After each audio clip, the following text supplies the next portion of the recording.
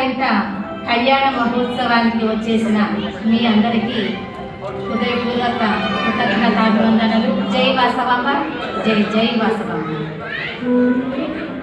ఈ పుణ్యతిథి రోజున ఇద్దరి జీవితాలు యోగిత అభిషేకులు రేపటి ముహూర్తాన ఒకటి కాబోతున్న శుభ సందర్భాన మీకందరికీ ఇవే వివాహ మహోత్సవ కార్యక్రమ వేడుకలు.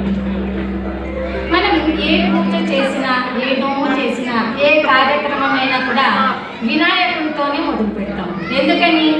నాయకుడు, వినాయకుడు అంటున్నాం కదా. వినాయకుడితోనే ఎందుకు మొదలు పెట్టాలి అని అంటే, ఎప్పుడు కూడా ఒక తల్లిని బిడ్డ వదిలిపెట్టి ఎప్పుడు కూడా ఉండడు. అమ్మ ఉండమ్మా, అమ్మ ఇంకా కాసేపు మా దగ్గర ఉండమ్మా అని బిడ్డ ఎప్పుడు తల్లిని వదలదు కదా.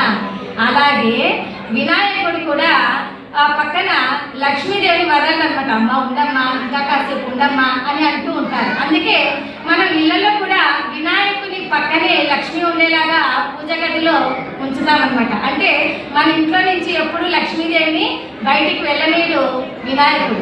అటువంటి వినాయకునికి చూడండి, ఏ దేవుడైనా కూడా మన మొదలను ఆలకిస్తాడో లేదో తెలియదు, కానీ వినాయకుడు మాత్రం తన కర్ణాలు పెద్దగా పెట్టుకొని, ఇదిగో మీరు చెప్పినవన్నీ నేను వింటున్నా, మీ కోరికలన్నింటినీ నేను తీరుస్తున్నా అని మనకు నిండు సాక్ష్యం వినాయకుడు. అటువంటి వినాయకుడికి ఒకసారి మనం ఒక కీర్తనతో మొదలు పెడదాం. బొమ్మ బొమ్మ తయ్య తయ్య నకు దినకు నకు దిను భజంకరే